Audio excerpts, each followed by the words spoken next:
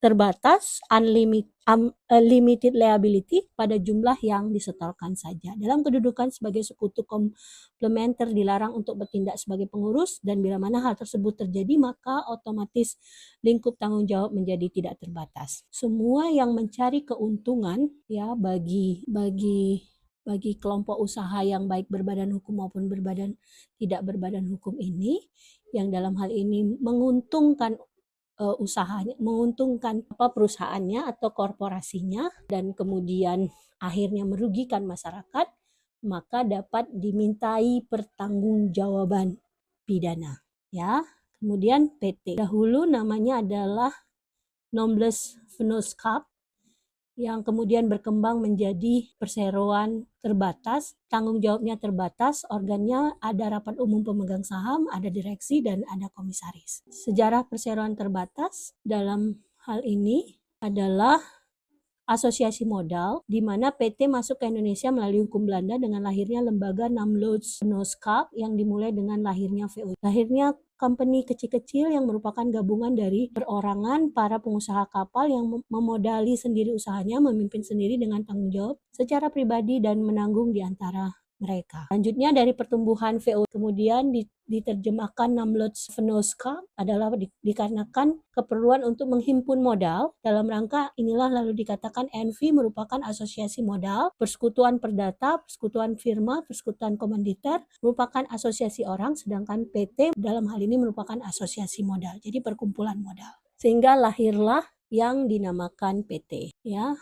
Belanda menggunakan istilah Nomloos dikarenakan ingin menonjolkan faktor ketidakterikatan badan ini dengan orang-orang dan hanya terikat pada modal. Ya, kemudian di Inggris dikenal limited company atau company, memberi makna lembaga usaha yang diselenggarakan tidak seorang diri, melainkan terdiri dari beberapa orang yang tergabung dalam suatu badan. Limited yang terbatas berarti menunjukkan keterbatasan tanggung jawab dalam arti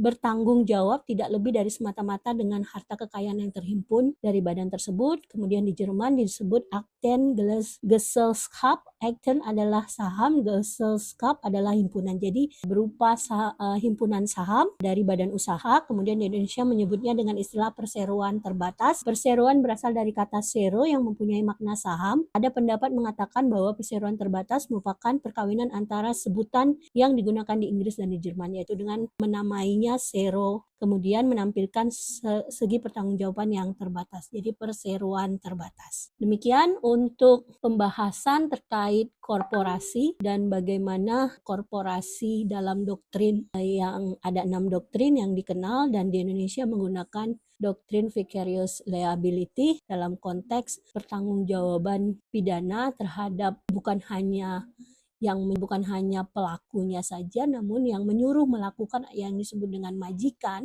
atau yang memiliki keuntungan terhadap usaha yang dilakukan oleh pegawainya, yakni korporasi, dapat dimintai pertanggungjawaban. Dan kemudian bentuk-bentuk korporasi ada yang berbadan hukum maupun ada yang bukan badan hukum. Tadi sudah disebutkan bagaimana bentuk pertanggungjawabannya. Kemudian bagaimana bisnis itu menjadi suatu kejahatan. Ya, pelaku usaha berorientasi pada perolehan keuntungan. Kejahatan fokusnya pada adanya pelanggaran. Kemudian kapan bisnis menjadi kejahatan? Itu bisa kita lihat adanya kerugian, adanya korban, adanya pelanggaran.